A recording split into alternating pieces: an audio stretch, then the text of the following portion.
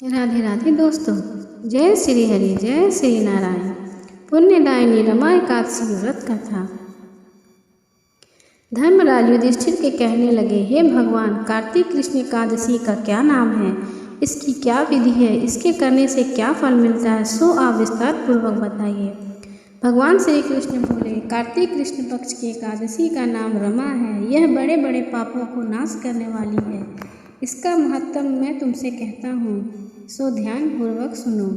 हे राजन, प्राचीन काल में मुकुंदचंद नाम एक राजा था। उसकी इंद्र के साथ मित्रता थी और साथ ही यम, कुबेर, वरुण और विभीषण भी उसके मित्र थे। यह राजा बड़ा धर्मात्मा, विष्णु भक्त और न्याय के साथ राज करता था। उस राजा की एक कन्या थी जिसका नाम चंद्रभागा था। उस कन्या का विवाह चंद्रसेन के पुत्र शोभन के साथ हुआ। एक समय वह शोभन ससुराल आया। उन्हीं दिनों जल्दी ही पुण्यदायिनी एकादशी रमा एकादशी भी आने वाली थी। जब व्रत का दिन समीप आया तो चंद्रभागा के मन में अत्यंत सोच उत्पन्न हुआ कि मेरे पति अत्यंत दुर्बल हैं और मेरे पति की आज्ञा अति कठोर है। दसवीं को राजा ने ढोल बजवाकर सारे राज्य में घोषणा करवा दी कि एकादशी को भोजन नहीं करना चाहिए। ढोल की घोषणा सुनते ही शोभन अत्यंत चिंतित हुआ और अपनी पत्नी से कहा, हे प्रिय, अब क्या करना चाहिए? मैं किसी प्रकार भी भूख सहन नहीं कर सकूँगा। ऐसा उपाय बतलाओ कि जिससे मेरे प्राण बच सके, अन्यथा मेरे प्राण अवश्य चले जाएंगे। चंद्रभागा कहने लगी, हे स्वामी, मेरे पिता के राज में एकादशी के दिन कोई भी भोजन नहीं करता। हाथी, घोड़ा, ऊँट, बिल्ली, गौ आदि को भी तृण, अंजन आदि ग्रहण नहीं कर सकते। फिर मनुष्य का तो कहना ही क्या। यदि आप भोजन करना चाहते हैं तो किसी दूसरे स्थान पर चले जाइए, क्योंकि यदि आप यही नहीं चाहते हैं तो आपको अवश्य व्रत करना पड़ेगा। ऐसा सुनकर शोभन कहने लगा, हे प्रिय, मैं अवश्य व्रत करूँगा। जो भाग्य में होगा वो देखा जाएगा।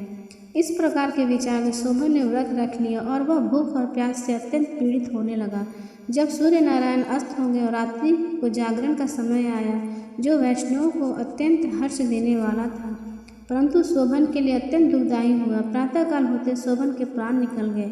तब राजा ने सुगंधित काठ से उसका दाह संस्कार करवाया, परंतु चंद्रभागा ने अपने पिता की आज्ञा से अपने शरीर को दग्ध नहीं भी किया और शोभन के अंत से क्रिया के बाद अपने पिता के घर रहने लगी। रमा एकादशी के प्रभाव से शोभन को मंदराचल पर्वत पर धन्य ध्यान से युक्त तथा शत्रुओं से रहित एक सुंदर देवपुर प्राप्त हुआ। वह अत्यंत सुंदर रत्न और वैदुर्य मणि जटित स्वर्ण के खंभों पर निर्मित अनेक प्रकार की मणियों से सुशोभित भवन और बहुमूल्य वस्त्र भूषणों तथा छत्र व चर्मन से विभूषित था। गोवर्धन और अप्सराओं से युक्त सिंहासन पर आरूढ़ ऐसा शोभायमान होता था मानो दूसरा इंद्र विराजमान हो। एक समय मुचुकुंद नगर में रहने वाले एक सोम शर्मा नामक ब्राह्मण तीर्थ यात्रा करते हुए घूमता घूमता उधर जा निकला और शोभन को पहचान कर किया तो राजा का जमाई शोभन है, उसके निकट गया। शोभन भी उसे पहचान कर अपने आसन से उठकर उसके पास आया और प्रणाम करके कुशल प्रश्न किया। ब्राह्मण ने कहा, राजा, मुकुंद और आपकी पत्नी कुशल है। नगर में सभी प्रकार से कुशल है, परंतु हे राजन, हमें आश्चर्य हो रहा है कि आप अपना वृत्तांत कहिए कि ऐसा सुंदर नगर जो ना कभी किसी ने देखा न सुना, आपको कैसे प्राप्त हुआ? तभी शोभन बोला, कार्तिक कृष्ण की रमा एकादशी का व्रत करने से मुझे यह नगर प्राप्त हुआ, परंतु यह अस्थिर है।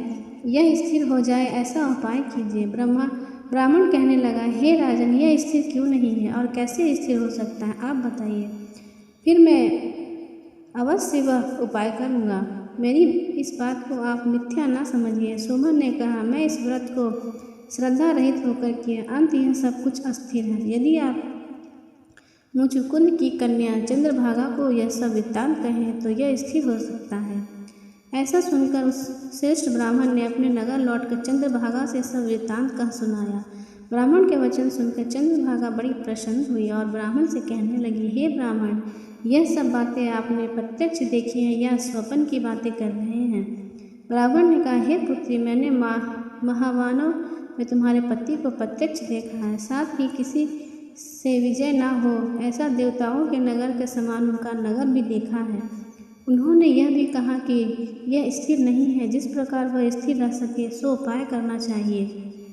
चंद्रभागा कहने लगी, हे मुनिवर, तुम मुझे वहाँ ले चलो। मुझे पति देव के दर्शन की तीव्र लालसा है। मैं अपने किए हुए पुण्य से उस नगर को स्थिर बना दूंगी। आप ऐसा कार्य कीजिए जिससे उनका हमारा संयोग हो, क्योंकि वियोग को मिला देने महान पुण्य है। सोम शर्मा यह बात सुनकर चंद्रभागा को लेकर मंदराचल पर्वत के समीप वामदेव ऋषि के आश्रम पर पहुँचे। वामदेव जी ने सारी बात सुनकर वेद मंत्रों के उच्चारण से चंद्रभागा का अभिषेक कर दिया। तब ऋषि के मंत्र के प्रभाव से और एकादशी व्रत से चंद्रभागा का शरीर दिव्य हो गया और वह दिव्य गति को प्राप्त हुई। इसके बाद बड़ी प्रसन्नता के साथ अपने पति के निकट गई। अपनी प्रिय पत्नी को आते देख सुवन अति प्रसन्न हुआ और उसे बुलाकर अपनी बाईं तरफ बिठा लिया। चंद्रभागा कहने लगी, हे प्राणनाथ, आप मेरे पुण्य को ग्रहण कीजिए। अपने पिता के घर जब मैं 8 वर्ष की थी तब से विधिपूर्वक एकादशी व्रत को श्रद्धापूर्वक करती आ रही हूँ।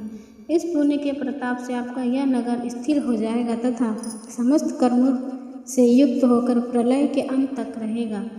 इस प्रकार चंद्रभागा के दिव्य आभूषणों और वस्त्रों से सुसज्जित होकर अपने पति के साथ आनंद पूर्वक रहने लगी। हे राजन, यह मैंने रमा एकादशी का महत्तम कहा है। जो मनुष्य इस व्रत को करते हैं उनके ब्रह्मा इत्यादि समस्त पाप नष्ट हो जाते हैं। कृष्ण पक्ष और शुक्ल पक्ष दोनों एकादशियाँ समान हैं। इनमें से कोई भेदभाव नहीं, दोनों समान फल देती है। जो मनुष्य इस महत्व को पढ़ते अथवा सुनते हैं वो समस्त पापों को छोड़कर विष्णु लोक को प्राप्त होते हैं। जय श्री हरि, जय श्री कृष्ण।